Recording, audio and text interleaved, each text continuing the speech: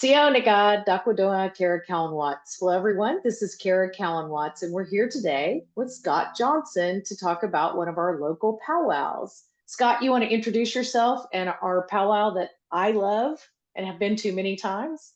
Sure. I'm Scott Johnson, born and raised in Osage County.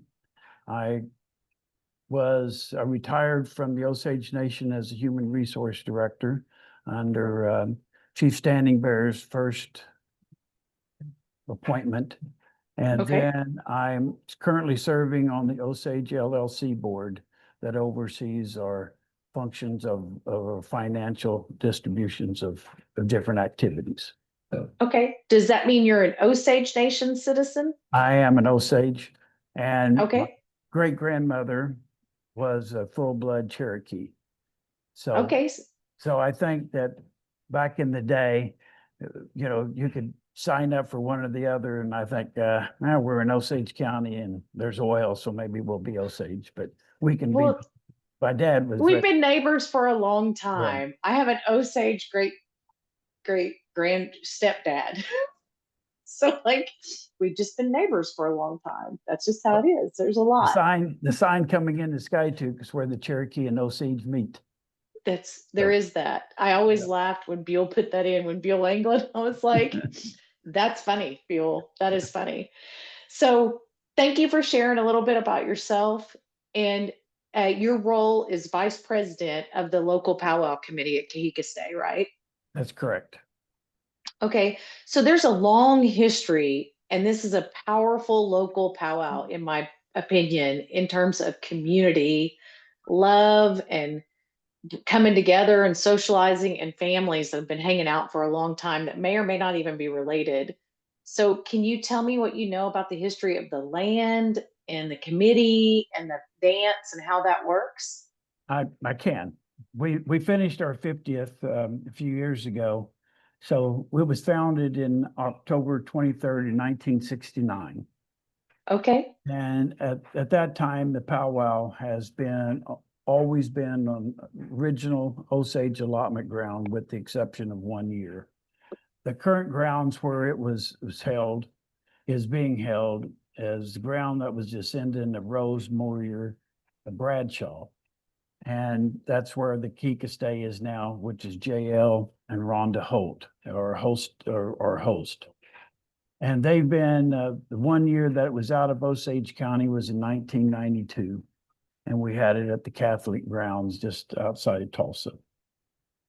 So, okay, so from the years 76 through 91, it was on our dairy farm. My dad was Will R. Johnson, and he dairied there, and then my wife and I dairied there for about 8 years as well.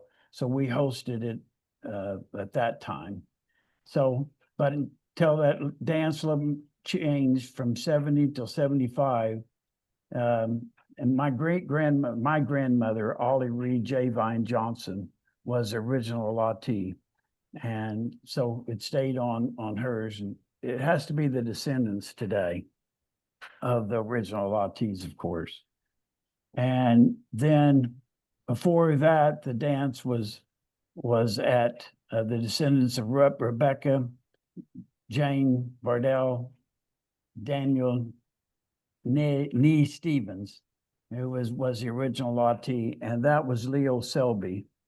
And he was on, we had to pull out of there because they built the lake. So wow, that was at the bottom of the lake. But the club itself was named after the last chief of the Quapaws, Louis Angel, who was known as Kihekah Steh, Tall Chief. And the club was formed to really get the culture and heritage of the North American Indians and to promote goodwill among all of the tribes. And we've really done that. But we've also honored all of the servicemen and women who fought for the country, along with we honor our elders every year. And then we also pay tribute to all of our past members by we light a torch in honor of them and keep it going during the whole powwow.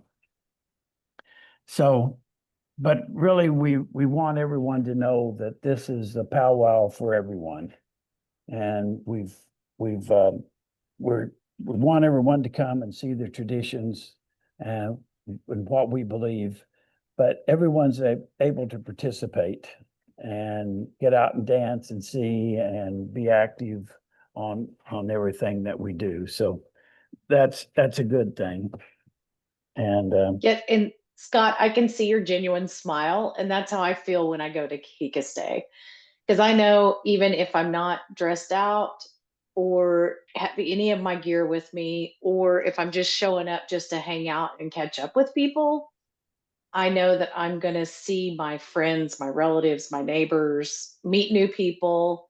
And it really is. You guys have done an excellent job. I've never felt unwelcome at that dance by anyone. It's been really good. It's old school. The yeah, way that my Pawnee extra relatives taught me that our dances are supposed to be for powwows. and one of the things that I enjoy the most is being around someone that has said, I was a head man, or I was head lady, or I was a head singer, and give the year, and it's always been pretty neat to do that. And especially the princess, they'll be a princess and then there'll be a head lady. And it's always good for all that. And the families come together, and then the honorees that we started.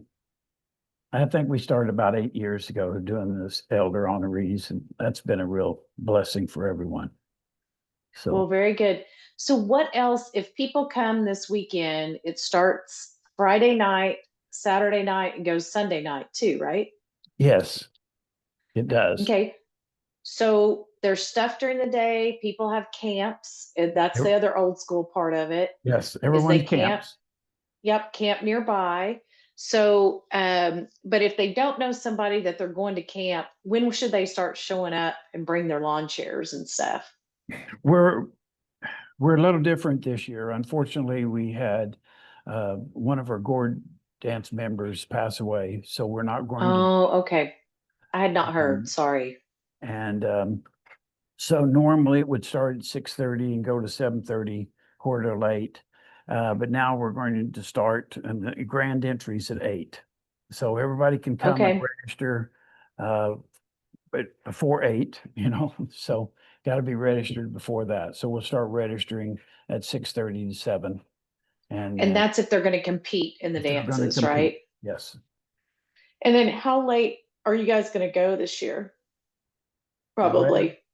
we do a stomp on Saturday night, so I quit going to that probably after we left the dairy.